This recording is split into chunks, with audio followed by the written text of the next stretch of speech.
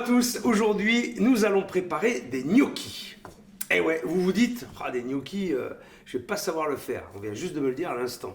Mais en fait, c'est pas si compliqué que ça, vous allez voir, c'est simple, en plus c'est pas cher et ça fait partie des 100 recettes indispensables qu'il faut savoir faire chez soi, ok? Alors vous êtes lavé les mains, vous avez aiguisé vos couteaux, vous êtes abonné, bien sûr. Alors on va pouvoir y aller pour les fameux gnocchis, c'est parti!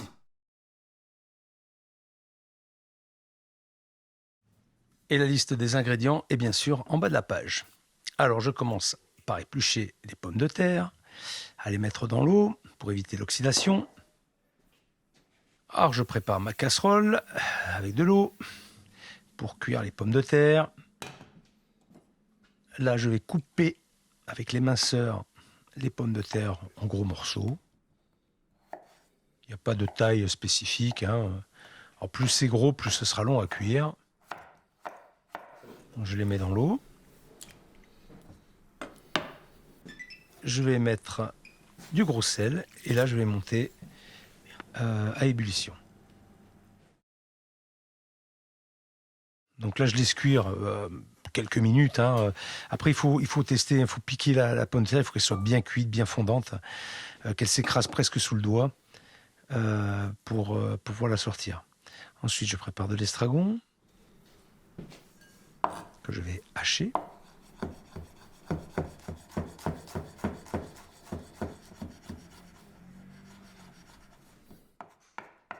Voilà, donc assez grossièrement.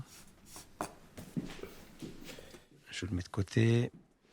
Je prends mon batteur.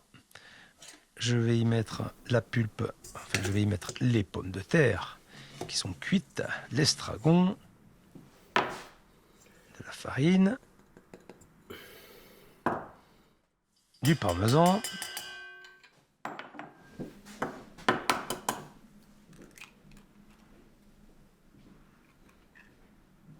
un jaune d'œuf. Voilà, je vais mettre mon batteur à vitesse lente. Je vais rajouter 2 cuillères, allez 3 cuillères d'huile d'olive, un peu de sel, du piment d'Espelette. Alors, si vous n'avez pas de piment d'Espelette, vous pouvez mettre du poivre aussi. Et là, on va laisser mélanger jusqu'à avoir une pâte un peu homogène. J'accélère un petit peu à la fin. Hop, voilà. On va avoir quelque chose d'un peu, presque un peu élastique légèrement. Si vous n'avez pas de batteur, ça peut se faire aussi à la main, avec une spatule en bois, dans un cul de poule, ça marche très bien. Bon, ce que je dis pas, c'est que c'est un peu plus dur quand même, hein, mais ça peut se faire. Là, je vais débarrasser mon appareil dans un récipient. Voilà, vous voyez, on voit la consistance de la pâte. Elle se tient bien. Et puis... Comment c'est la fin? Il faut beaucoup de farine. Ouais, pas beaucoup de farine. Simon, il m'a pas fait la mise en place, là. Alors, je mets un peu de farine sur ma planche. Je prends un peu de pâte à gnocchi. Je fais un boudin. Vous voyez, on voit la pâte, elle se tient bien, hein, reste ferme, pas qu'elle s'écrase. Et je vais tailler des morceaux.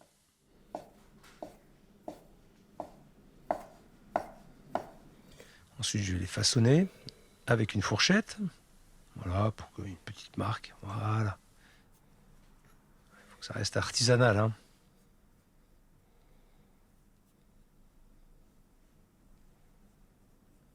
Voilà. Ensuite, je vais les cuire. Donc de l'eau, du gros sel, un peu d'huile d'olive. Je monte l'eau à frémissement. Voilà, comme ceci. Et ensuite, je plonge mes gnocchis.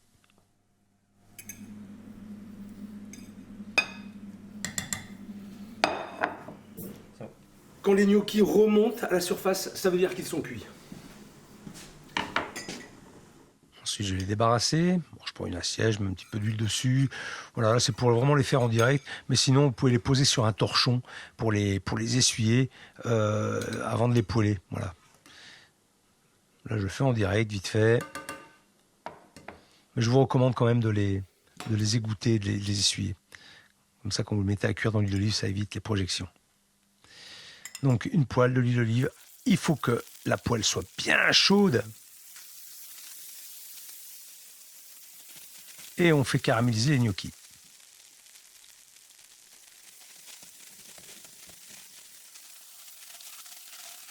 Voilà.